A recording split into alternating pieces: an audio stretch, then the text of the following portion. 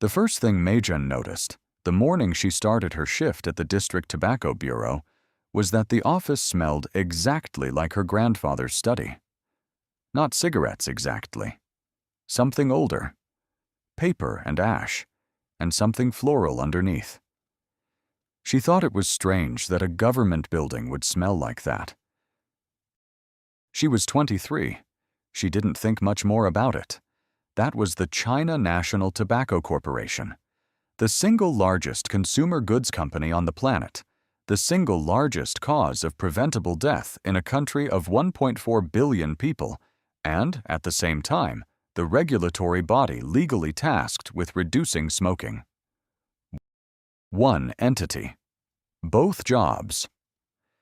To understand how that happened, you have to go back to a factory floor in Durham, North Carolina in the 1880s and a man named James Buchanan Duke. Duke didn't invent the cigarette. He industrialized it. When a mechanical rolling machine came out of a Virginia workshop capable of producing 200 cigarettes a minute, Duke licensed it, scaled it, and then did what any good monopolist does. He bought his competitors. By 1890, his American Tobacco Company controlled roughly 80% of the United States cigarette market. He spent lavishly on advertising. He shipped product to China by the millions.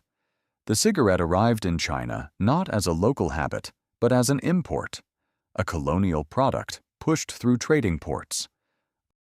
American Tobacco, and later British American Tobacco, built factories in Shanghai and Tianjin in the early 20th century, sold on price, and by the 1930s, China was already one of the largest cigarette markets in the world.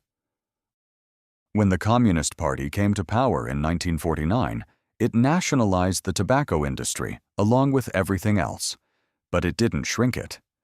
The state, inheriting those foreign-built factories and the consumption habit they'd seeded across 500 million people, kept the lines running. Tobacco revenue was tax revenue. Tax revenue was the state. The habit and the government fused at the root, and they have never been separated since. What exists today is the China National Tobacco Corporation, known as CNTC, operating under the State Tobacco Monopoly Administration. Same organization, regulator and producer, wrapped in one. The people who decide how many cigarettes get made are the same people who profit when more get sold. 5 witnesses agreed to speak for this account. None of them are powerful. None of them are inside the corporation. They are the people the company exists in proximity to, which is to say, they are most of China. Meijun spent 4 years at a district-level tobacco bureau in Hunan province before leaving for a logistics job. She is careful when she speaks, tends to frame everything as a question, and keeps returning to the smell of that office. Wei Longfei is a retired factory engineer from a state-owned plant in Yunnan who spent 30 years on the production side and describes numbers the way someone else might describe weather, flat, and without drama. Lin Shu is a public health researcher at a provincial university who has spent the better part of a decade trying to publish smoking prevalence data and has a habit of laughing at things that are not funny. Dr. Huang Jianming is a pulmonologist in a Chengdu hospital who has treated tobacco-related lung disease for over 20 years and speaks in very short sentences, as if he's already decided most words are wasted. And Ru Ying is a woman in her 60s in Guangzhou who lost her husband to lung cancer some years ago and agreed to speak on the condition that we use only her given name. She is the quietest of the 5 and the most precise. Let's start with scale, because scale is where this story begins and ends. China produces and consumes roughly 44% of all the cigarettes smoked on Earth. The number of smokers, somewhere around 300 million people, is roughly equal to the entire population of the United States.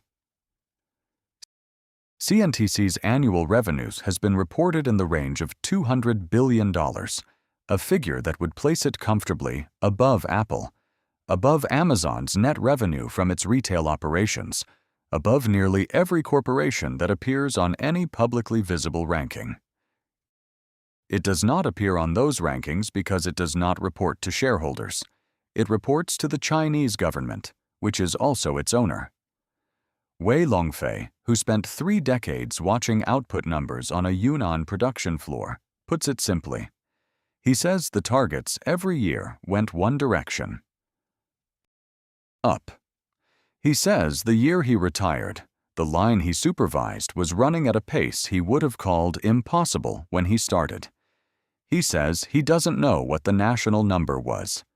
He just knew his number, and his number kept going up. The revenue structure is worth pausing on. CNTC contributes somewhere between 7 and 10% of China's total national tax revenue in a given year, depending on how you count. That is not a small number. That is roads, schools, military procurement, and civil service salaries, built in measurable part on the continued smoking of 300 million people.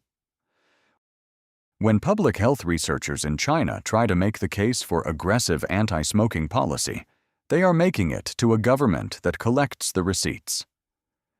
Lin Shu laughs when she describes trying to get a smoking cessation study funded through official channels. She says the review process was very thorough. She says her proposal came back with comments. She says the comments were mostly about methodology. But one of them, she pauses here, one of them was a question about whether the study's framing was, and she uses the word, balanced. She still isn't sure what that meant. She doesn't think it meant what it said. The mortality number is the one that lands hardest when you say it out loud. Roughly 2.5 million people in China die from tobacco-related illness every year, according to figures cited by researchers whose work is linked in the description.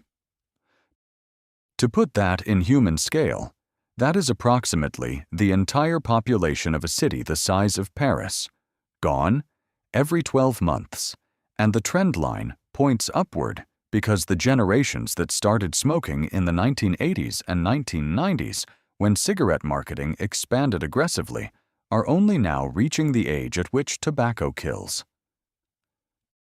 Dr. Huang Jianming sees the end of that line. He says the ward is full. He says it has been full for 20 years. He says the patients are younger than they used to be, and then he stops, as if he has decided that is enough. There is something that comes up in almost every conversation with people who have spent time around the tobacco system in China, and it is the thing almost none of them will describe directly. It is the internal awareness, the layer of knowledge inside the corporation and inside the ministries that touch it, of what the product does, held alongside the continued, deliberate, structured expansion of that product's reach. Several people circled it.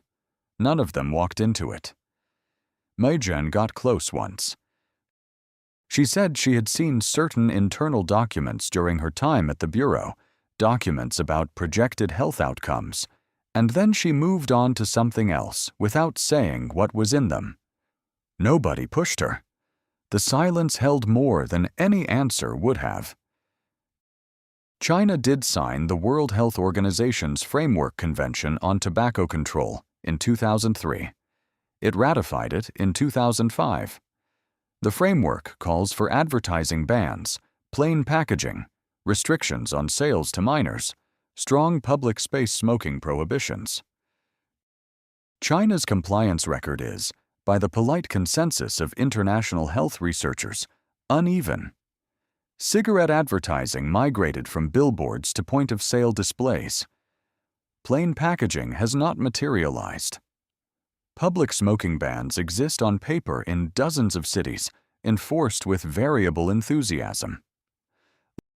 Lin Shu calls this, without laughing this time, a structural problem. She says you cannot ask an entity to regulate itself out of existence. She says it is not a question of individual intention. She says the institution's interest and the public health interest point in exactly opposite directions, and institutions tend to follow their interest.